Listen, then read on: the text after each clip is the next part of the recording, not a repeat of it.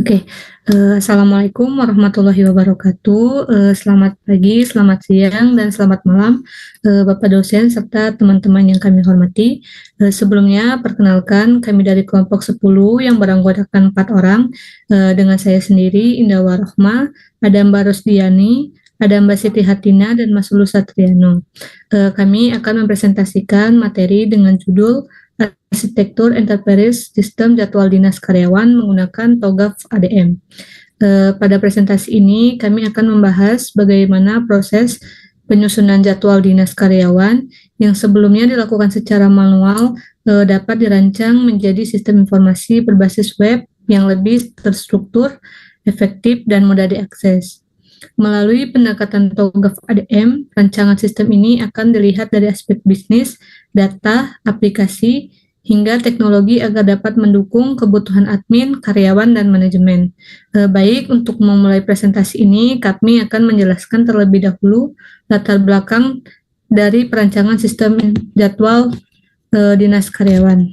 Baiklah, latar belakang pengelolaan jadwal dinas karyawan merupakan salah satu proses penting dalam kegiatan operasional perusahaan atau instansi. Jadwal dinas digunakan untuk mengatur waktu kerja, pembagian shift, hari libur, serta tanggung jawab kerja setiap karyawan. Apabila pengolahan jadwal masih dilakukan secara manual, misalnya menggunakan kertas, Microsoft Excel, atau pesan grup, maka dapat menimbulkan beberapa masalah seperti jadwal bentrok, pembagian shift yang tidak merata, keterlambatan informasi, dan kesulitan dalam melakukan perubahan jadwal. Masalah utama pada proses manual. Mengapa sistem jadwal dinas perlu dirancang secara enterprise? Yang pertama, jadwal bentrok. Shift dapat bertabrakan karena pencatatan tidak otomatis. Selanjutnya, revisi lambat. Perubahan jadwal tidak selalu tersampaikan tepat waktu. Selanjutnya, pembagian tidak merata. Sebagian karyawan dapat menerima beban lebih tinggi. Dan terakhir, data tidak terpusat. Riwayat jadwal tersebar di file, pesan, dan catatan manual. Kebutuhan solusi yaitu tertib, cepat, transparan, dan mudah diakses. Sistem informasi jadwal dinas membantu mengubah proses manual menjadi proses digital yang terkontrol. Rumusan masalah dan tujuan.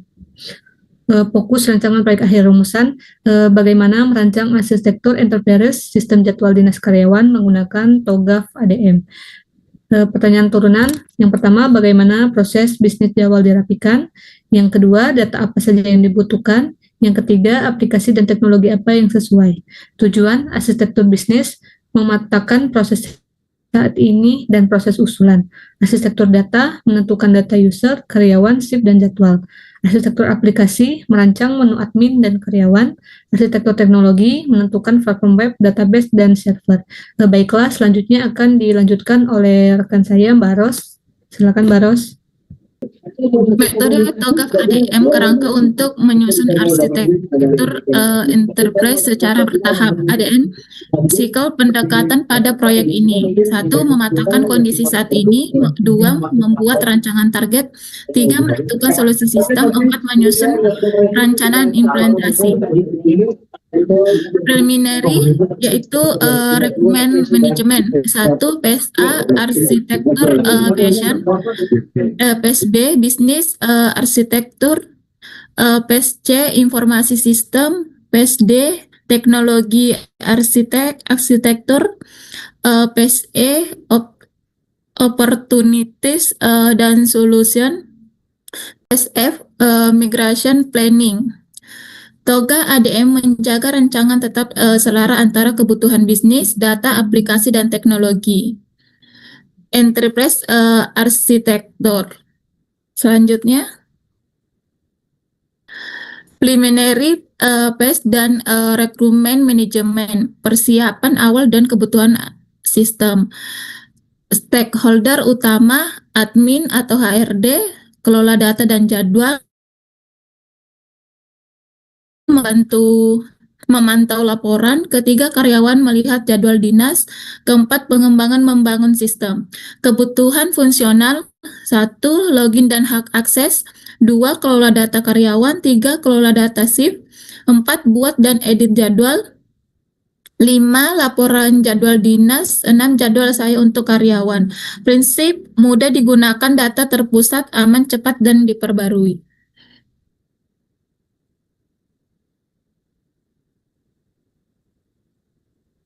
Selanjutnya, arsitek vision, gambaran target sistem dan arah perubahan. Visi sistem, membangun sistem jadwal dinas berbasis web yang efektif, efisien, transparan, dan terstruktur.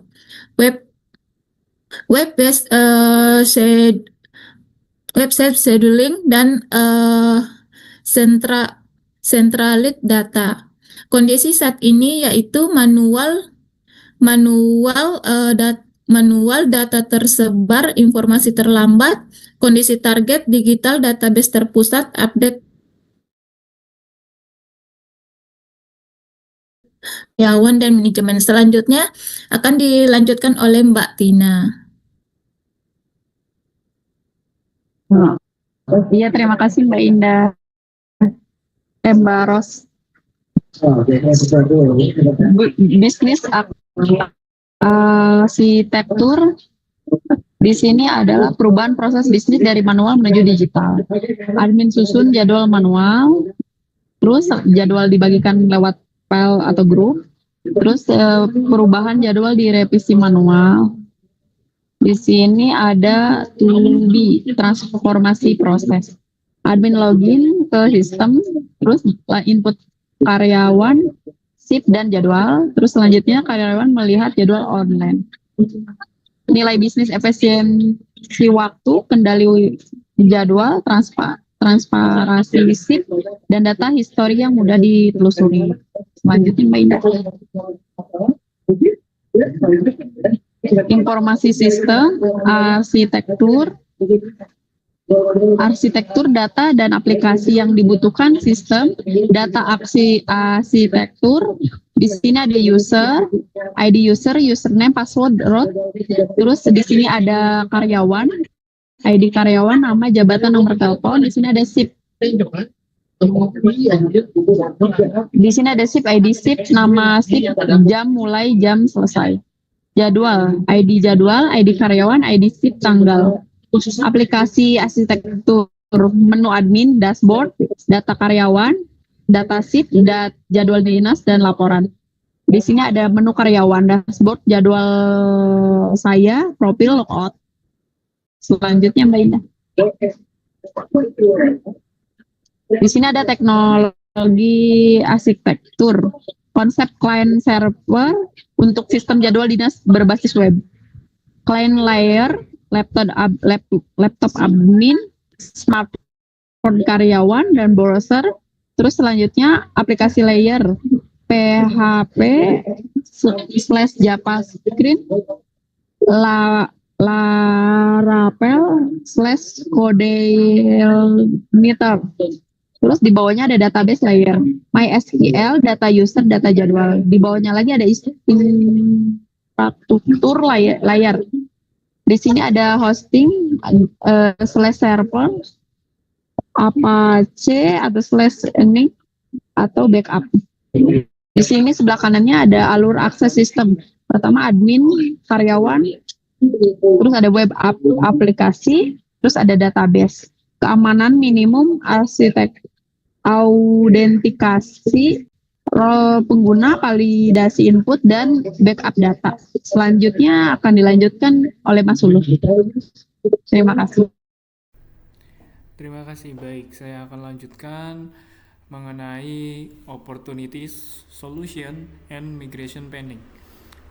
Solusi dan tahapan penerapan sistem. Di sini ada 4 solusi utama.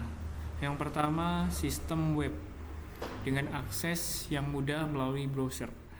Yang kedua, ada validasi jadwal. Itu mengurangi bentrok shift. Kemudian, database terpusat. Database tersimpan rapi. Kemudian, laporan jadwal mendukung evaluasi manajemen. Di sini juga ada digambarkan roadmap implementasi. Yang pertama analisis, yang kedua desain, yang ketiga pembuatan, keempat pengujian, kelima implementasi, dan yang terakhir evaluasi. Dari sini prioritas implementasi awal itu adalah fitur login, data karyawan, data shift, pembuat jadwal, dan tampilan jadwal saya. Kemudian untuk pengujian dan manfaat sistem, validasi fungsi sistem serta dampak bagi pengguna.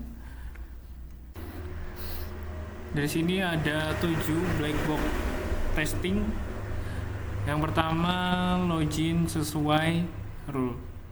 Kedua, tambahan data shift, kemudian edit atau hapus jadwal, ada laporan, kemudian tambahan data karyawan, membuat jadwal, kemudian juga ada jadwal saya.